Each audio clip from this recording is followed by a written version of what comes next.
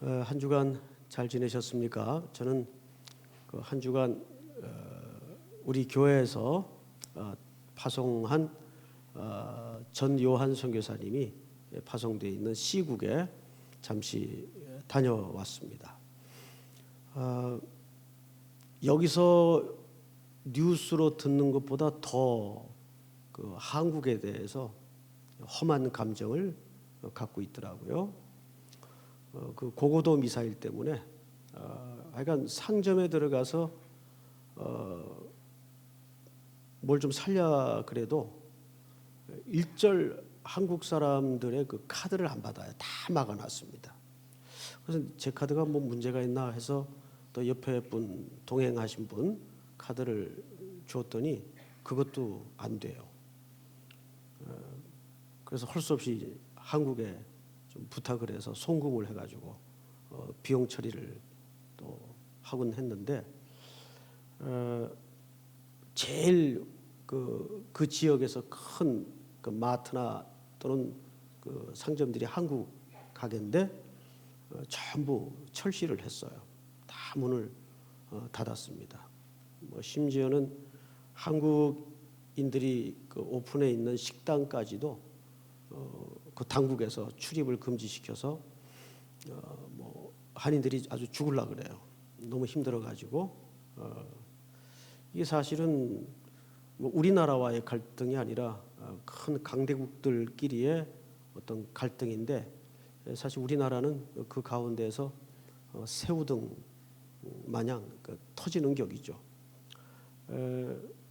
참 자존심도 상하고 굉장히 속상했습니다. 또 한켠 우리 또 선교사님은 아주 어학 공부도 열심히 하고 또 앞으로 향후 그 나라의 선교의 정책에 대해서 굉장히 많은 고민도 좀 갖고 있고 조금씩 앞으로 어떻게 해야 될 것인가에 대한 밑그림도 이렇게 대화를 나누면서 함께 격려를 하고 또 여러분들에게 안부를 대신 전해달라는 부탁도 듣고 돌아왔습니다. 이렇게 이제 파송을 해놓고 그 지역에 한 3년차 접어들면 꼭 한 번은 방문을 해야 됩니다. 왜냐하면 우리가 이렇게 물질을 보내고 사람을 보내는 것만이 선교는 아니죠. 선교사님들이 제일 힘든 시기가 3년차 때입니다. 1년 동안은 그저 바보처럼 오용부용 시간이 훅 갑니다. 말도 안 통하죠. 그래서 이제 2년차 접어들면 이제 입이 떼지는 정도 수준도 아직 안 되고 이제 귀가 조금 열어지면서 겨우 이제 숨통을 트게 되죠. 그리고 이제 3년차 접어들면 선교사님들이 보편적으로 굉장히 갈등을 겪습니다. 여기서 멈추는 게 맞나? 이게 하나님의 부름이 확실한가 하는 그 소명의 문제 때문에 굉장히 그 갈등하는 선교사들이 많은데 그 즈음에서 우리 또 본교에서 이렇게 가서 격려를 하고 대화를 하면 본인도 힘이 되고 또 다시 한번 마음을 다잡는 그런 기회가 되기도 합니다. 아주 잘 계시는 모습을 보고 돌아왔습니다. 오늘 이제 우리가 살펴볼 말씀은 이삭이 태어납니다.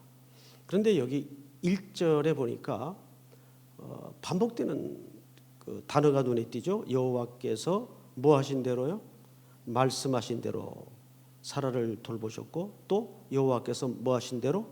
말씀하신 대로. 그리고 2절에 보면 또 나옵니다. 사라가 임신하고 하나님의 뭐 하신 시기가 되죠? 말씀하신 시기가 돼요. 그리고 고린도전서에 가면 예수님의 고난과 부활마저도 무엇대로? 성경대로 살아나시사 성경대로 고난을 받으시고 항상 하나님의 시간표는 뭘 따라 흐르죠? 말씀을 따라 흘러가요.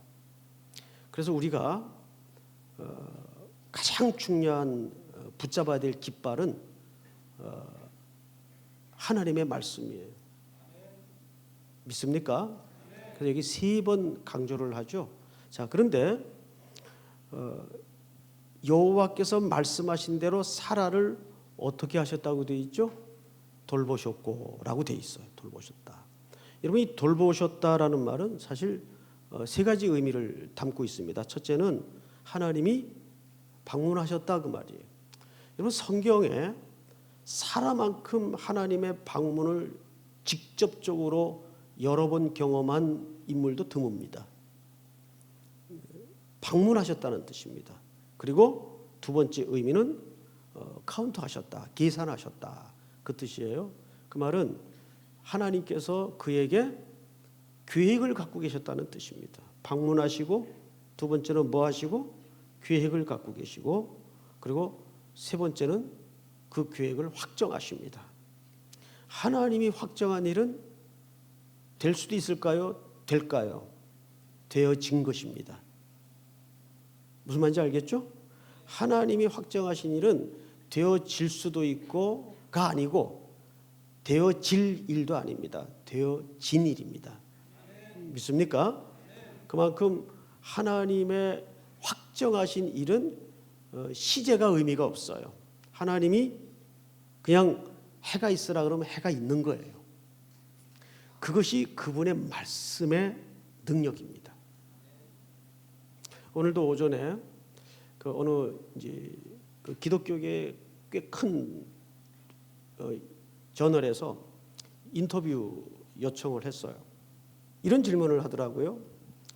목사님, 다음 세대를 굉장히 강조하시는데 과거에 목사님이 하셨던 인터뷰 내용 중에 다음 세대를 위해서 어느 나라 예를 들면서 다음 세대를 위한 핵심가치 2가지가 있는데 자기가 그게 기억이 안 난대요. 그걸 좀 다시 얘기해 줄 수 있겠냐요. 그것은 내가 늘 강조하는 바이기 때문에 기억할 것도 없고 얘기해 주겠다고. 무슨 얘기냐 하면, 제가 이제 오래전에 영국에 흩어져 있는 선교사님들, 또 목회자들, 유학생들이 모여서 수련회를 하는 수련회 이제 강사로 간 적이 있습니다. 그때 그 웨일즈에 있는 하노버 지역을 방문했던 적이 있어요. 그 지역은 영국의 부흥의 요람이었습니다. 근데 제가 방문했던 그 교회는 이미 다 낡고 퇴락해서 매우 뭐가 좀 나올 것 같은 산장 같은 분위기였어요. 근데 그 교회가 어떤 교회인가 하면 우리나라에 제너럴 셔먼호라는 배를 타고 대동강으로 들어와서 최초로 순교를 당한 바로 토마스가 자랐던 교회입니다. 토마스 선교사 들어보셨죠? 그 낡은 예배당 안에 들어서니까 한쪽 벽에 토마스의 아주 20대 사진이, 빛바랜 사진이 걸려 있고, 눈물겹게도 그 옆에는 누군가 조각해 놓은 우리나라 태극기가 오래전부터 걸려 있는 흔적이 있어요. 태극기가 걸려 있더라고요.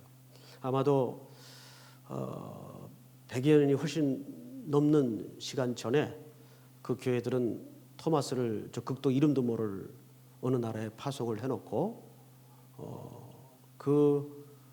성도들의 더운 입김으로 담벼락을 얼룩지게 해가면서 극동의 코리아를 위해서 어마어마하게 기도했을 거예요. 그랬던 나라는 이렇게 큰 은혜의 강물이 흘러들어와 놀라운 기적을 일구는 오늘의 조국이 되었고, 그렇게 젊은이를 파송했던 영국의 웨일즈는 이미 선교지가 될 만큼 복음적으로 퇴락해 있어요. 곳곳에 독리를 이렇게 차로 지나는데 교회 간판이 떼어지고 그 교회당 입구에 그 마을 이름이 붙은, 예를 들면 청파동 펍 이렇게 글자가 간판이 되어 있더라고요. 펍이 주막이라는 뜻이죠. 맥주도 마시면서 TV도 보면서 뭐 축구 얘기를 하는 그런 뭐 간이 주정 같은 것이 화합입니다. 예배당이 그렇게 다 바뀌어 있어요.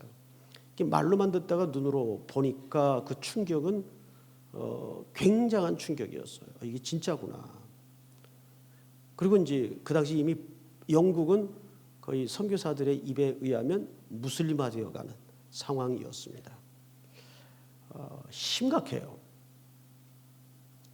그래서 저녁에 이제 식사 전에 그 유럽 그 교회사를 공부하는 그분들 지금 다 들어와서 교수하고 있는데 후배들이 앉았길래 제가 물어봤죠.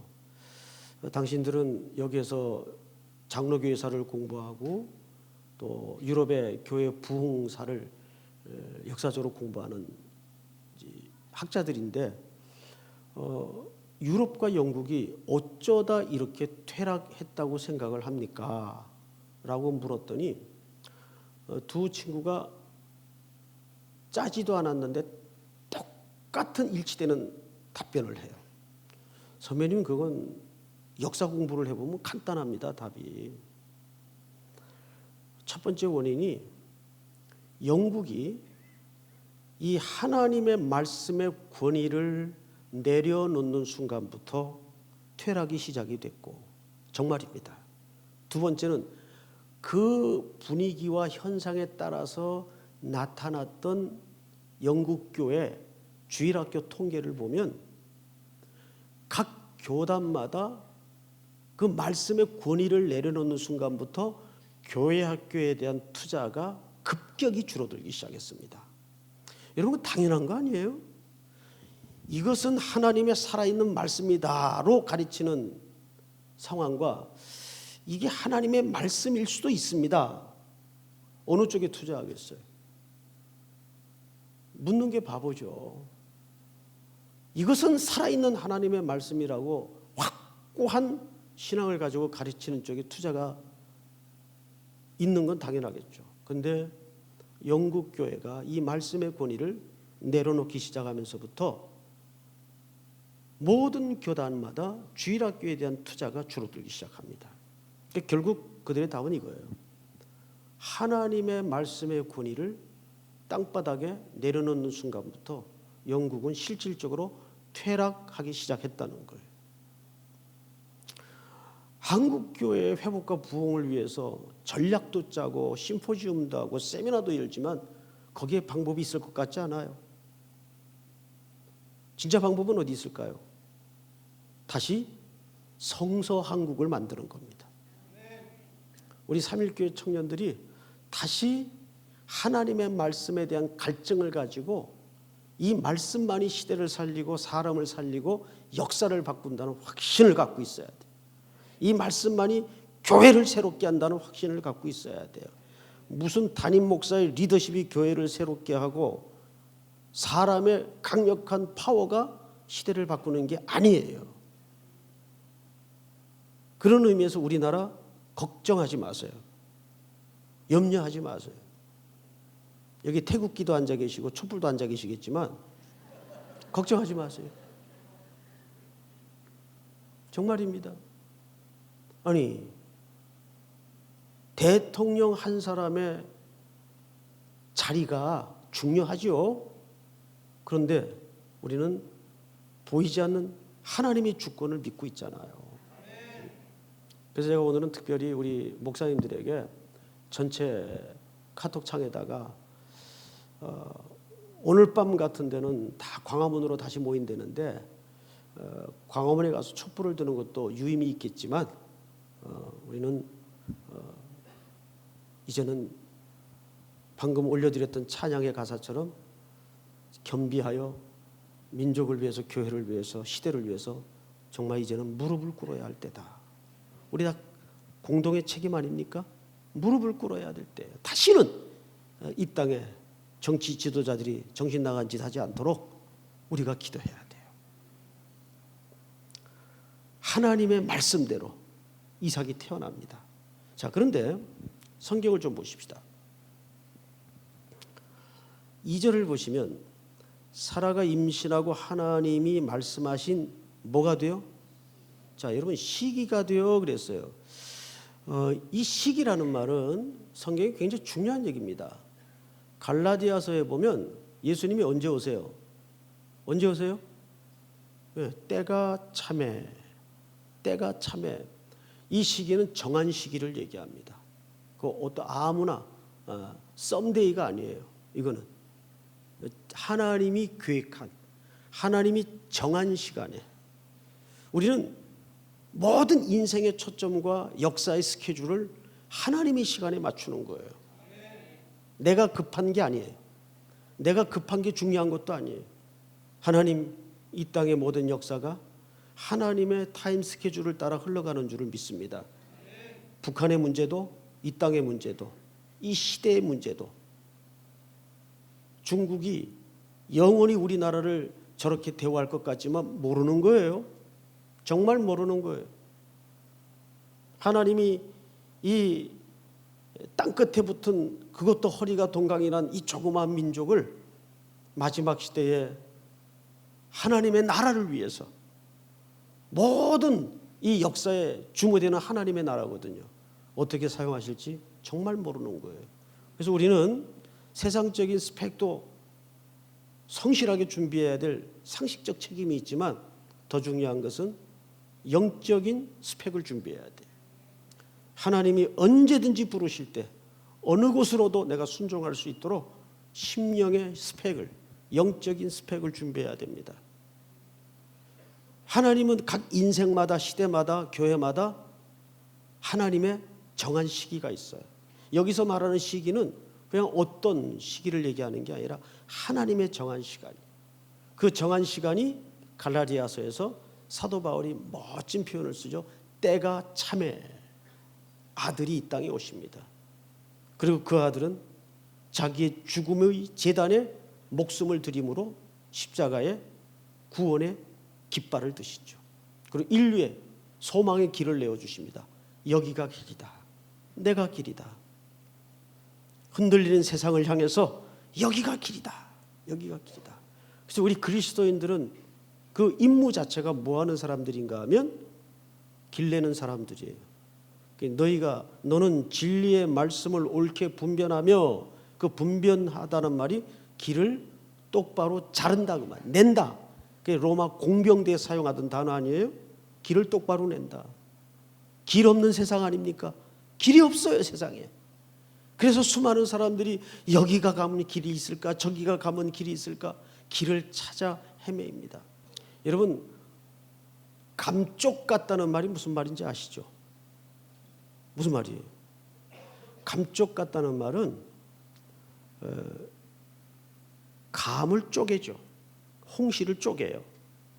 그러면 쪼갠 것을 다시 붙입니다. 그러면 이게 한낮을 그대로 두면 감쪽같이 하나가 돼요. 근데 거기에 필수적인 게 시간이 흘러야 돼요. 저는 이걸 몰랐는데 나는 자연인이라는 프로가 있어요. 그 궁상 맞은 사나이들이 주로 나오는 프로인데 거기에 산사나이 한 분이 홍시를 수확을 합니다. 그런데 그게 다큐 형식이죠. 저는 이제 다큐를 참 좋아하는데 다큐는 과장이 없어서 좋아요. 그리고 각색 이렇게 뭐 꾸미는 게 없어서 좋아요. 그분이 그걸 가르쳐 주더라고요. 이게 감쪽 같다는 말의 뜻이라고. 이게 진짠지는 모르겠는데 들어보니까 그럴듯해요. 이게 홍시를 잘라가지고 붙여놓으면 처음엔 안 붙는데 한나절만 지나면 이게 감쪽같이 붙는데요. 진짜 하나가 되어버린대요. 근데 거기엔 반드시 이런 얘기를 해요. 시간이 흘러야 됩니다. 지금 굉장히 나라가 완전히 절반으로 분열이 돼 있죠. 근데 시간이 좀 흘러야 될 것 같아요. 정말 건강한 상식을 존중하고 상식을 가진 지도자가 나와서 뽑혀서 백성들의 그 흐트러졌던 마음을 좀 아우러 회복을 해야 될 것 같아요. 그러기 위해서 우리가 어느 때보다도 정치적인 의식과 역사적 인식을 가지고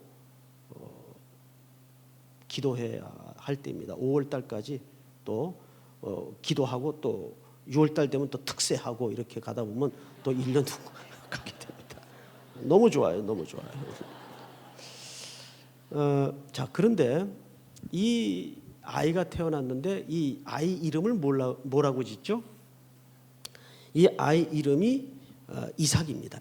이삭이라는 말은 무슨 뜻일까요? 웃게 하시다 그 뜻이에요. 웃게 하시다. 이츠하크. 이삭이라는 말이에요. 하나님 웃게 하셨어요. 근데 성경을 잘 보시면 이런 표현이 하나 있습니다. 5절부터 제가 좀 읽겠습니다. 아브라함이 그의 아들 이삭이 그에게 태어날 때 몇 세죠? 100세. 어느 그 110 몇 살이에요. 자매님이신데 일본 분들이죠. 일본 분들이 아니고 그분이 한국 분이에요. 근데 100세가 넘었어요. 어마어마한 나이죠. 한 세기를 살았으니까. 근데 진짜 쌍둥이처럼 똑같이 생겼어요, 두 분이. 그래서 이제 거동이 불편하니까 이제 젊은 자녀들 후손들의 안내에 의해서 이제 동생의 언니 집을 이제 방문하는 겁니다. 두 분 다 100세가 넘었어요. 두 분이 보자마자 첫 마디가 뭔지 아세요? 전 너무 웃겼어요. 왜 안 죽어? 그래요. 그러니까 그 언니가 안 죽는 걸 어떻게? 참 유머도 많으시고 할머니들이 아주 건강하세요. 한 120세는 사실 것 같아요. 첫 마디가 왜 안 죽어? 그래요. 한참 웃었네요. 100세. 히브리서에서는 이 아브라함의 상태를 뭐라고 표현했죠? 죽은 몸 같은 데서. 그 말은 늙어서 났다는 말이 아닙니다. 실질적으로는 아브라함은 생식 조건을 가지고 이 아들을 낳았다는 말이 아니에요. 아브라함은 지금 뭘 받은 상태죠? 할례를 받은 상태예요. 할례라는 것은 아시는 대로 육체적으로 넌 죽었다 그 뜻 아니에요. 그러면 이삭은 도대체 어떻게 생긴 존재입니까? 하나님이 약속을 따라 언약을 따라 주신 선물이에요. 그게 이삭이 갖는 상징입니다. 그래서 이삭은 아브라함의 아들이라고 말하기보다는 약속의 자녀라고 말하는 겁니다. 그런데 이 이츠하크라는 말이 웃게 하셨다 그 뜻이에요. 그런데 6절을 보세요. 사라가 이르되 하나님이 나를 웃게 하시니 그 다음에 듣는 자가 다 나와 함께 웃으리로다. 함께 웃는 자가 누굽니까? 함께 웃는 자가 누구예요? 성경에 있잖아요. 듣는 자. 함께 웃는 자가 누구예요? 듣는 자. 이 사람들이 뭘 들어요? 죽은 몸 같은 아브라함에게서 이삭이 난 소식이에요. 이걸 우리는 뭐라 그러죠? 그 이삭을 통해 누가 나시도록 약속되어 있습니까? 메시아, 그리스도. 그러니까 이 말은 시제를 역사의 시간을 다 제거해내고 그대로 팩트로 다시 재해석해서 전달을 하자면 이런 뜻입니다. 예수 그리스도의 복음을 듣는 자는 다 어떻게 된다는 얘기예요? 웃게 된다는 얘기예요. 하나님이 그 인생을 웃게 하신다는 얘기예요. 그래서 예수님이 이 땅에 오셔서 처음 행하셨던 기적이 뭐였죠? 결혼잔치예요. 결혼잔치는 슬픔의 자리입니까? 기쁨의 자리입니까? 그런데 그 기쁨의 자리에 일이 생겼죠. 잔치가 중단이 됐어요. 포도주가 떨어진 거죠. 잔치가 중단된 인생이 우리 슬픔의 내면의 그림자예요. 우리 인류는 잔치가 중단된 인생이에요. 원래는 그렇게 빚어지고 창조되질 않았죠. 하나님에 의해서 하나님과 화합하여 잔치하는 인생으로 창조되었습니다. 노동도 그런 의미의 가치가 있었고, 그런데 죄가 들어오면서 그 잔치가 중단되고 사망이 찾아 들어오고 죽음이 들어오고 슬픔과 비통과 살인과 분노가 우리 인생의 죄의 열매로 나타나기 시작해요. 예수님은 그 자리에 초대받아요. 그 잔치를 회복하시죠. 그래서 모든 사람들의 끊어졌던 웃음을, 끊어졌던 즐거움을 회복하시는 거죠. 그래서 이 복음의 소식을 듣는 자마다 다 어떻게 하신다고요? 웃게 하신다. 그런데 여기 반전이 있어요. 오늘도 이정미 재판관께서 반전의 어법을 쓰셨죠. 처음에 들을 때 아주 조마조마했어요. 이거 어떻게 되는 건가?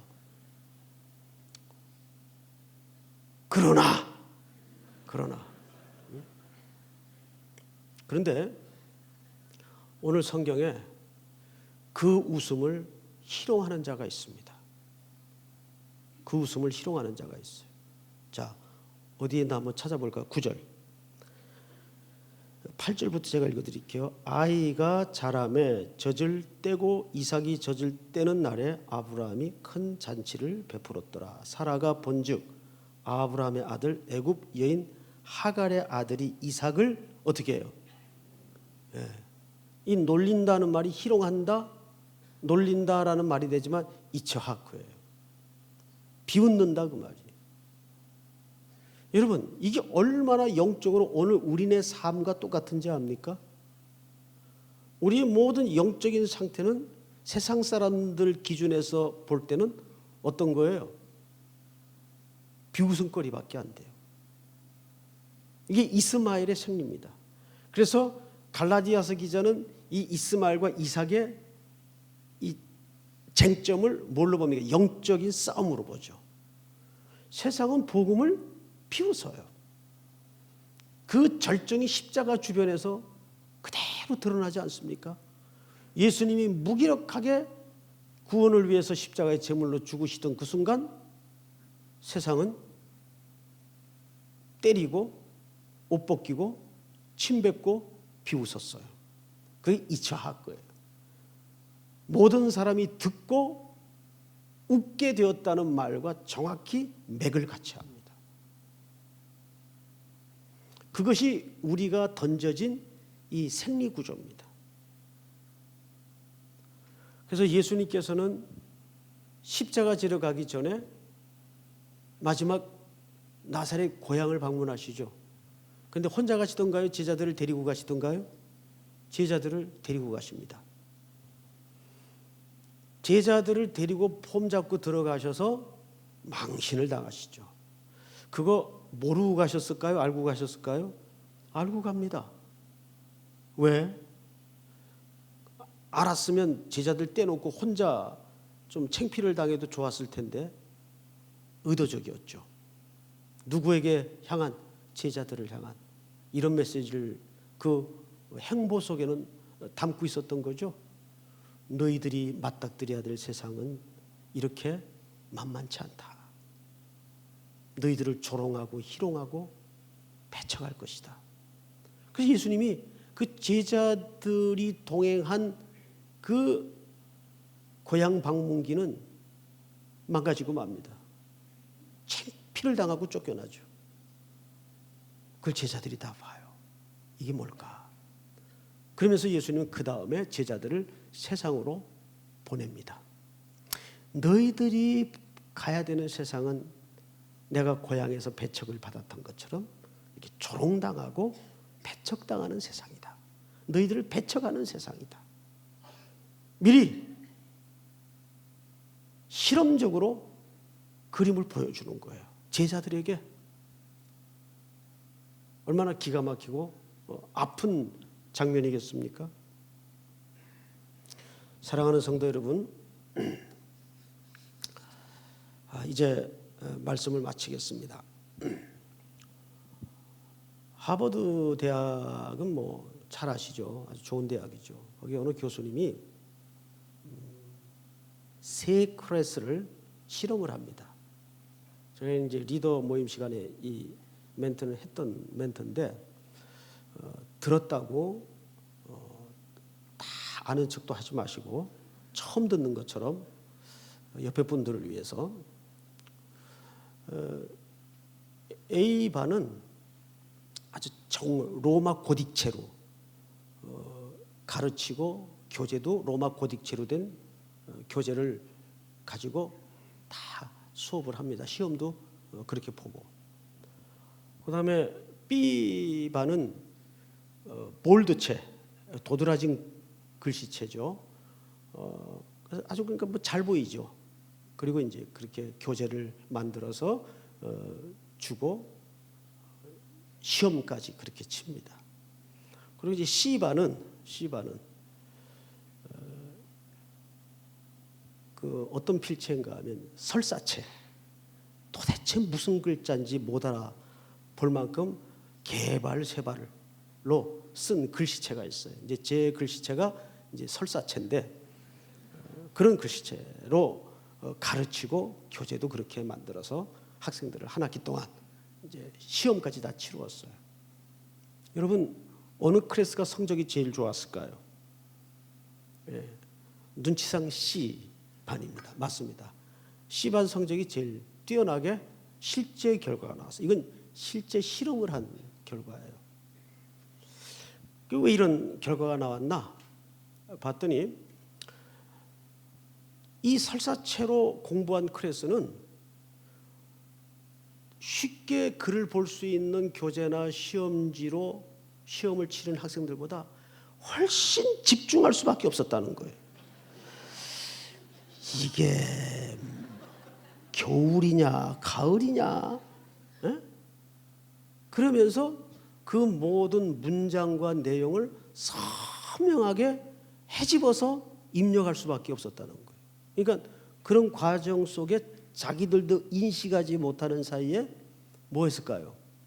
집중할 수밖에 없은 거죠. 그래서 훨씬 C 클래스가 성적이 좋았다는 거예요. 실제. 자, 여러분 보세요. 지금까지 창세기 12장서부터 사라나 아브라함의 행보를 추적해 보니까 그들에게 무슨 이렇게 은혜를 누릴 만한 여지나 가능성이 있었나요? 없었어요. 정말 믿음의 조상이 되기에는 너무 아닌 존재구나를 선명하게 확인하는 것 외에는 딱히 뭐 이들이 믿음의 조상다운 어떤 결과물을 낸 적이 없어요. 그런데 우리가 여기에 어떤 반전을 보았나요? 그럼에도 불구하고 하나님은 이 불온한 인생 속의 개입에 들어오셔서 그들에게 뜻을 정하시고 어떻게 하나님의 의지를 이삭의 출생을 통해 이 불신앙의 웃음을 신앙의 웃음으로 바꾸고 모든 사람들에게 그 잔치를 경험케 하실까? 누가 홀로 하신 싸움입니까? 하나님이 홀로 하신 싸움이에요. 우리가 이것을 이론으로만 갖고 있어서는 안 돼요. 다 뭐 말은 하나님이 하셨습니다. 다 그래요. 그러면서 속은 내가 여기까지 오느라고 얼마나 쇠가 빠진지 아십니까? 속으로. 하나님은 아실 거야. 아니에요. 세포까지도 고백을 바꿔야 돼. 우리의 모든 DNA까지도 정말 나를 보니까 이건 정말 은혜가 확실하다. 이 고백이 선명해야 됩니다. 성경의 역사는 전부 이 패턴을 벗어난 적이 없어요. 이것은 어떤 무슨 인격 개발이나 인간 개조에 관한 책이 아니에요. 성경은 두 가지를 얘기합니다. 하나님은 어떤 분인가? 그리고 그분은 우리를 어떻게 사랑하셨는가? 이 두 가지 외에는 없어요. 성경은 전부 그 얘기예요. 그래서 성경을 일러라면 기승전 예수밖에는 답이 없어요.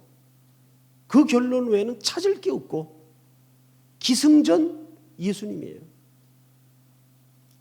창세기 1장부터 계시록까지 그 보혈의 공로가 뚝뚝뚝 묻어 떨어지는 거죠.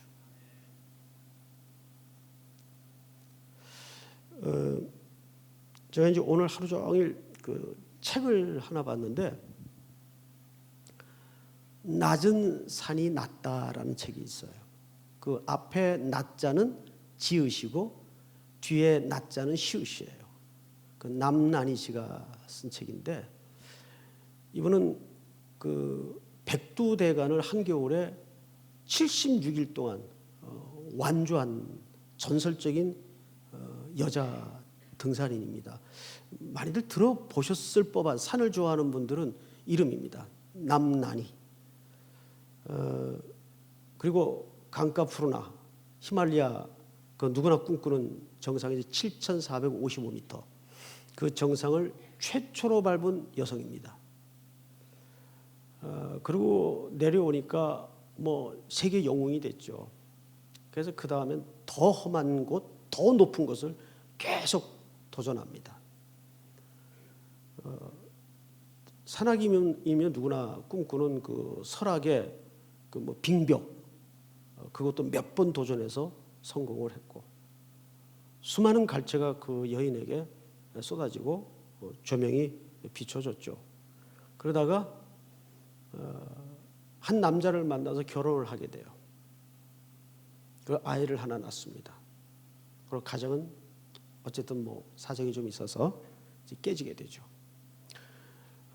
그러고 나서 이 여인이 드디어 산에서 마음을 내려놓게 됩니다.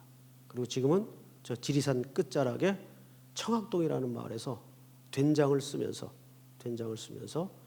이제 생계를 유지하는데 수입은 변변치 않아요. 근데 그렇게 각광을 받고 박수를 받을 때마다 지금이 가장 행복하다는 고백을 합니다. 낮은 산이 낫다라는 말 속에 참 기맥힌 이런 이야기들이 있어요.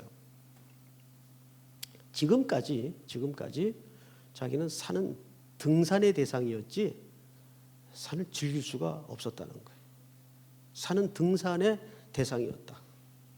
지금은 나는 산 안에 입산에 산다. 그런 얘기를 남깁니다.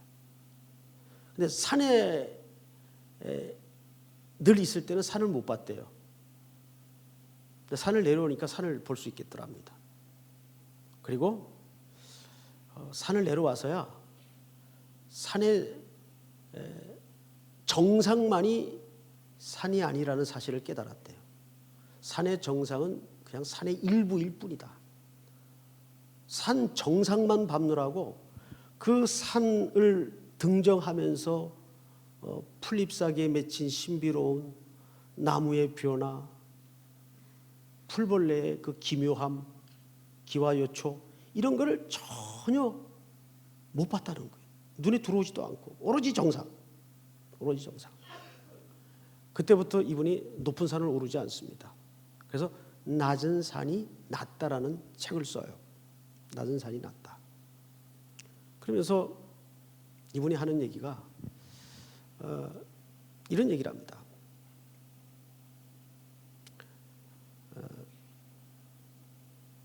산을 버려야 산을 얻는다는 사실을 내려와서 알았대요. 내려와서 산을 버려야 산을 얻고 산을 볼 수 있다는 사실을 내려와서야 알았대요. 우리는 어떤 산이 있을까요? 자기라는 산이 있습니다. 자기라는 세계. 신앙은 과연 뭘까요? 이것을 계속 내려놓는 싸움이에요. 나. 그러니까 예수님이 내 인생의 주인이 되어 들어오셔서 환경의 지배를 받지 말고 그분 안에서 누리는 삶을 내가 들어가기까지 엄청난 깨어짐이 있을 수밖에 없어요. 누구나 뭐 목회를 하는 사람이든 일반인으로서 사는 사람이든 누구나 비전이라는 이름으로 꿈을 갖고 있어요. 어제도 어느 한 학생을 만났는데 선교의 비전을 어떻게 가지면 될까요? 그렇더라고요. 앞으로 선교를 떠날 친구인데. 그래서 제가 이제 좀 조크를 섞어가면서 아니, 선교 떠나는 친구가 선교의 꿈도 없냐고. 그리고 그 꿈을 나한테 물으면 내가 갈 것도 아닌데 어떻게 하면 좋겠냐고. 그러면서 이제 말 끝에 이런 얘기를 했습니다. 우선 선교의 꿈을 찾기 전에 네 꿈을 내려놔라. 그리고 준비하는 기간 동안에 하나님의 꿈이 당신의 꿈이 되기를 원한다. 하나님의 꿈이 당신의 꿈이 되기를 원한다. 결국 아브라함도 우리가 이제 다음 장쯤 가면은 이삭을 드리는 참 기가 막힌 장면을 우리가 만나게 됩니다. 그 의미가 뭘까? 이것도 우리가 한번 고민해 봐야 될 주제인데, 이삭이 처음부터 믿음의 조상이 아니었어요. 그리고 믿음의 조상이라는 것은 믿음이 좋아서 믿음이 조상이 아니고, 믿음이 얼마나 하나님의 열심인가를 아브라함보다 더 설명할 수 있는 샘플은 없어요. 얼마나 믿음을 갖기에는 불가능한 존재인데 하나님의 우격다짐과 일방적임과 하나님의 열심으로 그가 은혜의 모델이 되었는가. 그걸 성경적인 표현으로는 믿음의 조상이라고 얘기를 하죠. 그래서 믿음의 조상이에요. 믿음이 좋아서 믿음의 조상이 아닙니다. 저는 그런 의미에서 여러분들이 아브라함이 받았던 믿음의 조상의 복을 받기를 원합니다. 여러분 가정에 믿음의 조상이 됐어요. 뭘 잘하려고 하기 이전에 정말 하나님을 신뢰하는, 하나님께 완전히 내어놓고 맡기는 그 싸움을 거세요. 그게 믿음의 조상이에요. 그럴 때 요셉이 한 시대가 못 막았던 것처럼 온 역사가 요셉을 향해 덤벼들어도 요셉 하나를 이기지 못했어요. 기도는 그 내 꿈을 계속 내려놓고 하나님 앞에 계속 그 싸움으로 들어가는 고백입니다. 주님, 오늘도 빈손 들고 왔습니다. 제가 제 얘기를 가능하면 안 하려고 하는데, 제게도 이제 그 인생 찬송이라는 게 있어요. 내가 내 인생에 이 찬송은 정말 그 어떤 배경과 추억이 있기 때문에 잊을 수 없다라는 찬송이 있겠죠? 있어요, 제게 그런 찬송이. 그 찬송이 뭐냐면, 복사를 해왔는데, 태산을 넘어 헝곡에 가도라는 찬송이에요. 좀 세련되지 못한 찬송이죠. 촌스럽고. 근데 이 찬송은 제게 잊을 수 없는 찬송입니다. 제가 이제 고등학교를 휴학이 아니라 중퇴를 했죠. 그냥 안 나갔으니까. 중퇴를 하고 공장 생활을 좀 꽤 했습니다. 근데 그때는 70년대니까 공장마다 저 같은 애들이 많았어요. 경제적인 형편으로 학교 못 가고 이제 기름때 손에 묻히고 기계 앞에서 납통 들고 뭐 이런 험한 일을 하는 공돌이들이 많았죠. 그 일감도 또 많았기 때문에 매일 철야합니다. 매일. 그럼 이제 새벽 1시 되면 라면 하나에 밥 한 그릇 엎어서 먹을 수 있는 쿠폰이 하나 나오죠. 그럼 이 쿠폰을 그때 먹어야 되는데 안 먹고 모아둬요. 한 달 동안. 좀 미친 짓이죠, 한마디로. 요즘 말로 죽으려고 환장을 했죠.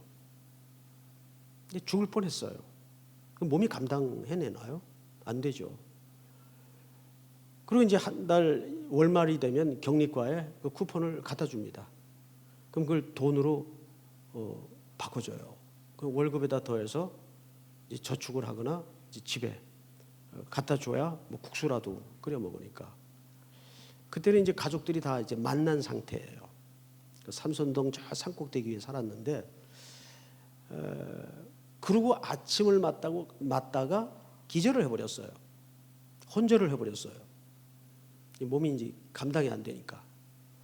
공장에서는 반장님이 야, 쟤 내보내. 지시가 내려온 거죠. 저러다 공장에서 송장 치겠다. 안 그래도 별명이 송장이었는데. 그래서 아침에 이제 일찍 어쩔 수 없이 이제 그 집으로 그냥 가라 그래가지고 나왔어요. 겨우 이제 버스를 타고 삼선동에 내려서 무슨 정신으로 막 진땀이 바짝바짝 나는데 헛구역질도 나고 그 비탈길 담벼락을 벌벌 이렇게 붙들면서 집에까지 올라가려고 올라갔다가 털썩 주저앉았는데 예배당 어느 그 비탈길에 있는 삼선교회라는 그 교회 문 앞에 계단 앞에 주저앉았어요. 거기서 좀 쉬었다가 다시 도저히 더 이상 올라갈 수가 없어서 예배당 안에 들어갔더니 문이 다 열려 있더라고요. 조그마한 예배당인데. 그래서 맨 의자 뒤에 이렇게 누웠어요. 그러면 이렇게 스폰지 방석도 깔려 있고 그건 눕기 좋아요. 교회에서 이렇게 자는 사람들 뭐라 그러지 마세요. 오죽하면 쓰면 거기 와서 할 거예요. 그리고 한참 식은땀을 흘리면서 자고 있는데 사람들이 막 들어오는 소리가 들리더니 그날이 수요 저녁 예배 시간이에요. 그래서 이제 정신을 차리고 일어나 앉았죠. 앉았더니 이 앞에 무슨 시간이었는가 하면 그 플랜카드를 보니까 중고등부 헌신 예배 시간이에요. 그 수요 예배가 뭐 수요일 날 또 중고등부 헌신 예배를 드리더라고요. 그때는 다 교복들을 입었지 않습니까? 회색 바지에 흰 교복에 이렇게 또 검은 치마에 또 흰 윗도리에 갈래머리 따고 쭉 학생들이 서서 찬송을 하는 거예요. 찬송을. 특성이죠. 그때 말하면. 그때 이 찬송을 불렀어요. 태산을 넘어 홍곡에 가도 빛 가운데로 걸어가면 주께서 항상 지키시기로 약속한 말씀 변치 않네.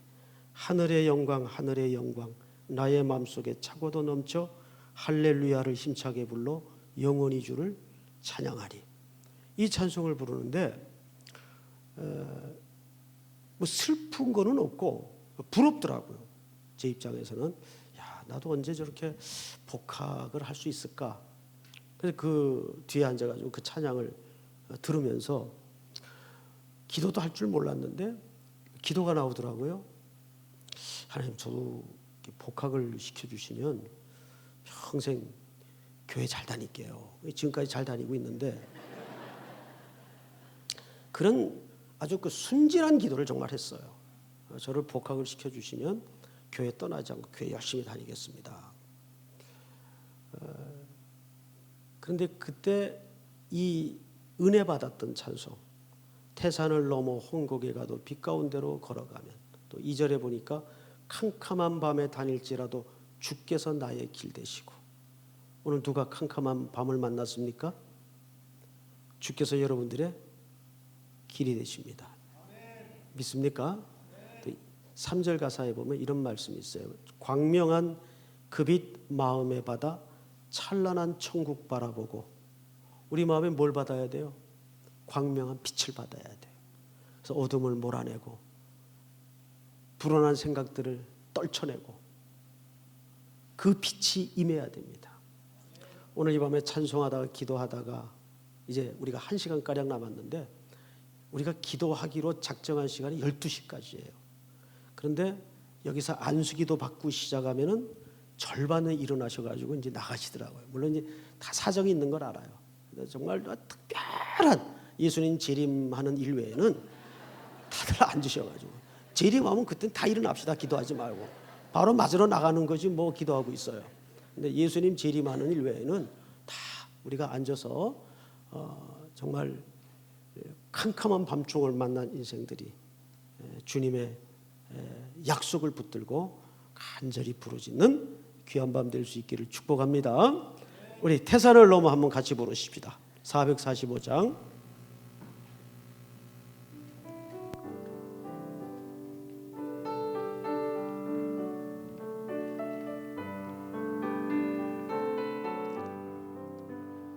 산을 넘어 홍곡에 가도 빛 가운데로 걸어가면 주께서 항상 지키시기로 약속한 말씀 변치 않네. 하늘의 영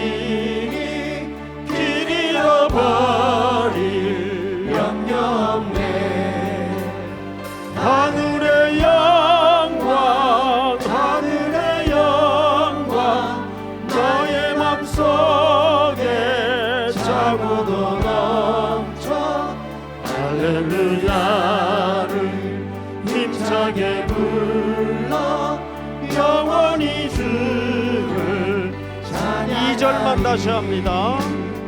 캄캄한 밤에 다닐지라도 주께서 나의 길 되시고 나에게 밝은 빛이 되시니 길 잃어버릴 염려 없네. 하늘의 영광 하늘의 영광 나의 맘속에 차고도 넘쳐 할렐루야를 힘차게 불러 영원히 주를 광명한 그 빛 마음에 받아 광명한 그 빛 마음에 받아 찬란한 천국 바라보고 할렐루야를 힘차게 불러 날마다 빛에 걸어가리. 하늘의 영광 하늘의 영광 나의 맘속에 차고도 넘쳐 할렐루야를 힘차게 불러 영원히 주를 찬양하리. 우리 다 눈을 감으십시다. 제가 여러분들의 세 가지 기도 제목을 드리겠습니다. 여러분 오늘 주신 말씀처럼 아브라함은 100세가 되어 죽은 몸 같은 데서 하나님이 약속대로 하나님의 말씀하신 대로 그의 인생에 찾아오셔서 교회에 가시고 정한 시간에 때가 되어 아들을 주셨습니다.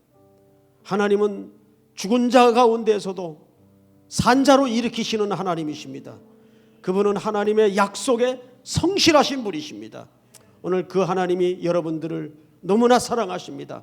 여러분 캄캄한 밤을 만났습니까? 태산을 넘고 있습니까?